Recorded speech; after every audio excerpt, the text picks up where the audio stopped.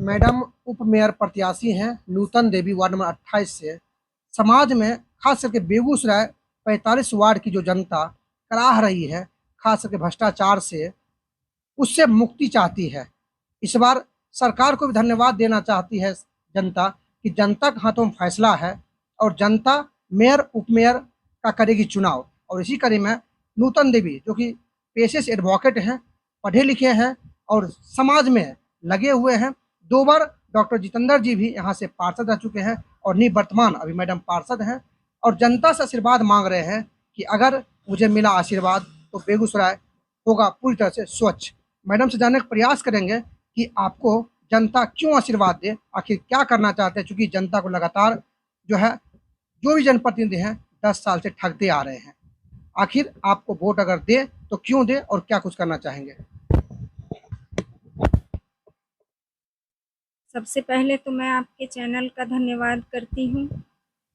उसके बाद मैं निगम क्षेत्र के सभी जनता जनार्दन मतदाता मालिक को नमन करती हूँ।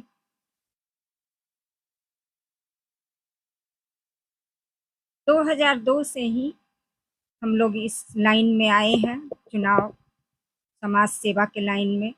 2002 और 2007 में पूर्व पार्षद डॉक्टर जितेंद्र राय जी ने समाज में बहुत बढ़ चढ़ कर काम किया, हिस्सा लिया उन्होंने। और समाज में उस समय अपराध चरम सीमा पर थी, तो इसीलिए वह इस लाइन में आए भी अपना प्रैक्टिस छोड़कर। अच्छा खासा उनका प्रैक्टिस चल रहा था, लेकिन जब हम लोग यहाँ घर बनाकर आए लोहिया नगर पोखरिया से, तो दिन में भी बहू बेटियों का निकलना मोहल्ले से बड़ा दुश्वार होता था। तो ये सब देखा जब उन्होंने, तो इस लाइन में आए। उसी समय चुनाव हुआ नगर परिषद का 2002 में, और सारे लोगों ने उनको ये प्रस्ताव दिया, तो वो चुनाव लड़े और अपार बहुमत से विजयी भी हुए दोनों बार। और उसके बाद फिर मैं 16 में अभी निवर्तमान पार्षद के रूप में मैंने कार्य किया। अपना कार्यालय खोलकर लोहिया नगर गुमटी के पास आप आए होंगे तो वहाँ मेरा कार्यालय है, तो मैं वहीं कार्य करती थी। लेकिन अभी चूँकि कोरोना के कारण वहाँ मैं ठीक नहीं समझी लोगों को आना जाना लोगों का हो, तो उस समय से मैं आवास पर ही काम करने लगी जनता का। और जनता संतुष्ट है। हर तरह का आपका ये जो रोज़मर्रा के ज़िंदगी का और आम जो सुविधा है लोगों का, सड़क, पानी, बिजली, सफाई और घर के जल निकासी का समुचित प्रबंध, रोड नाला, तो बिजली का पोल हो, ये सारा काम करवाया मैंने। और राज्य और केंद्र सरकार से जो भी फंड आया, जो भी काम आया, जैसे कि कार्ड वगैरह, गरीबी रेखा से नीचे जो बसर कर रहे हैं लोग, चूँकि स्लम एरिया है हमारा, वैसे भी गरीबी रेखा, बहुत बड़ा मोहल्ला है हमारा, तो 2-3 वार्ड मिलाकर 1 वार्ड है ये लोहिया नगर 28 वार्ड। तो मैं वो सब काम करवाई। निःशक्त व्यक्ति जो हैं, जो वृद्ध हैं, विधवा हैं, पेंशन वगैरह का काम, तो वो सब करवाई।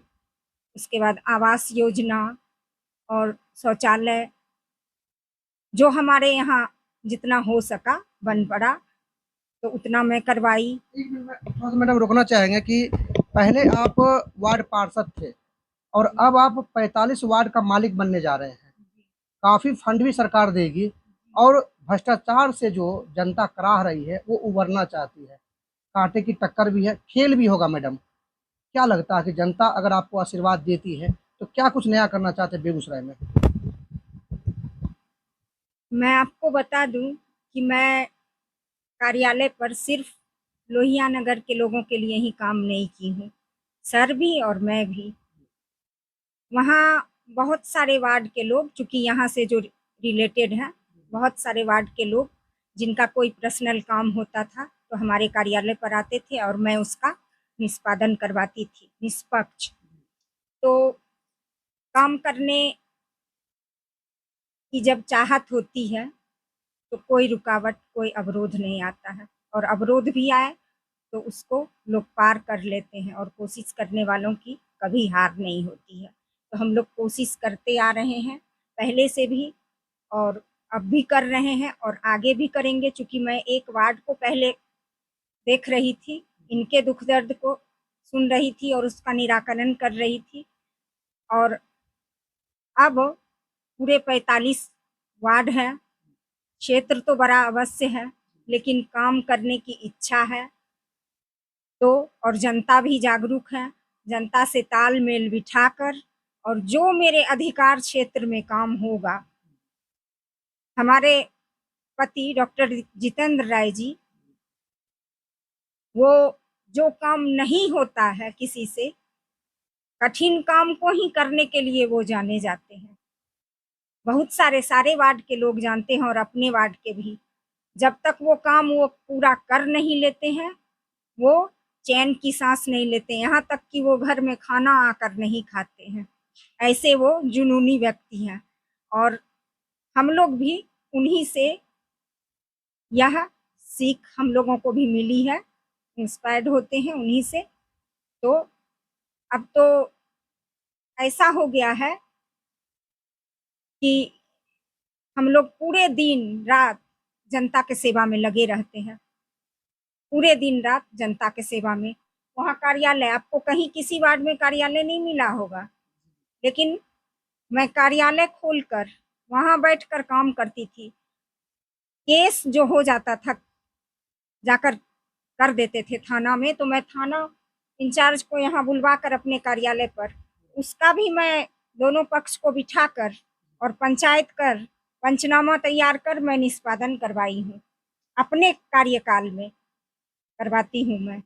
नहीं, अगर आप मैडम मेयर उप मेयर बनते हैं, जैसा कि कुछ प्रतिनिधि ये भी कह रहे हैं कि अगर मेरी मैडम को आप प्रतिनिधि बनाते हैं तो उसके साथ सर फ्री रहेंगे, यानी गेट वन बाय वन। तो जब अगर आपको जनता आशीर्वाद देगी तो सारा कमान आप संभालेंगे, सारा निर्णय आप लेंगे, या सर का उसमें हर निर्णय में सपोर्ट लेंगे? जनता ये जानना चाहती है, क्योंकि महिला सीट है मैडम। महिला सीट है, लेकिन पहले के जगह तरह अब महिलाएं नहीं हैं। सरकार जो है हम लोगों को बराबरी का हिस्सा दी है, और कुछ सोच कर दी है कि अब हम लोग पुरुष के बराबरी में हैं। पहले प्रताड़ित किया जाता था महिलाओं को, हे दृष्टि से देखा जाता था, पुराने जमाने से लेकर आज तक वही नियम बन गया था।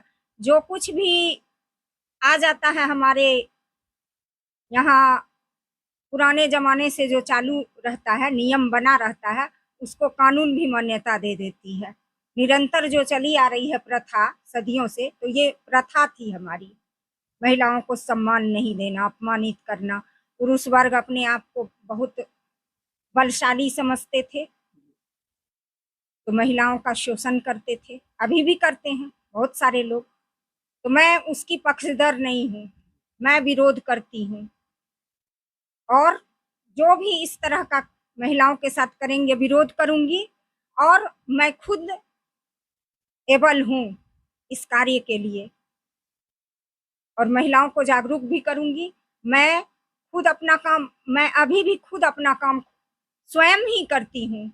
मैं और महिलाओं के तरह नहीं, पति से नहीं काम करवाती हूँ, मैं खुद करती हूँ। बस वो फील्ड वर्क में है, उनको भी मन लगता है तो वो कर रहे हैं, मैं भी कर जाती हूँ, करती हूँ, तो साथ में रहते हैं। लेकिन काम करने में मैं सक्षम हूँ, मैं करूंगी सक्षम होकर, स्वतंत्र होकर, और मेरे पति इसमें कोई दबाव भी नहीं देते हैं। स्वतंत्र होकर वो समझते हैं कि ये काम करने में खुद अपना कर सकती है, वो इसमें हम साथ देते हैं। वो अपना कोई इसमें इंटरफेयर किसी बात पर नहीं करते हैं, स्वतंत्र रूप से मुझे काम करने देते हैं। मैं अभी भी 16 से लेकर अब तक निवर्तमान पार्षद के रूप में कर रही हूँ कार्य स्वतंत्र रूप से, कोई दबाव नहीं देते हैं और आगे भी नहीं देंगे दबाव।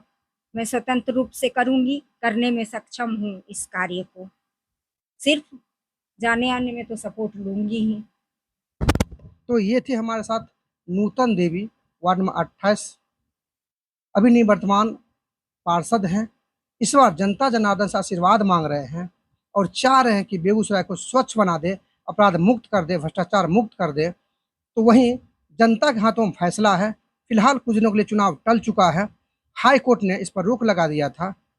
देखना यही होगा, चुनाव आज नहीं तो कल होना है, लेकिन जनता आखिर किसको मेयर बनाती है, किसको उप मेयर बनाती है। क्योंकि इस बार के जो मेयर होंगे और जो उप मेयर होंगे, वो उनके सामने सांसद विधायक भी फेल रहेंगे, कैबिनेट स्तर के वो प्रतिनिधि होंगे। तो इस वजह से मारामारी चल रही है और कहीं न कहीं खेल भी होने वाला है। लेकिन जनता साफ तौर पर ये कहती हुई नजर आई है कि जिस तरह से पंचायत चुनाव में जवाब दिया था, इस बार भी नगर निगम चुनाव में जवाब देंगे। देखना तो यही होगा कि आने वाले समय में नूतन देवी को जनता आशीर्वाद देती है या क्या फैसला करती है, ये तो वक्त बताएगी। फिलहाल अब तक के लिए इतना ही। देखते रहिए मीडिया हाउस।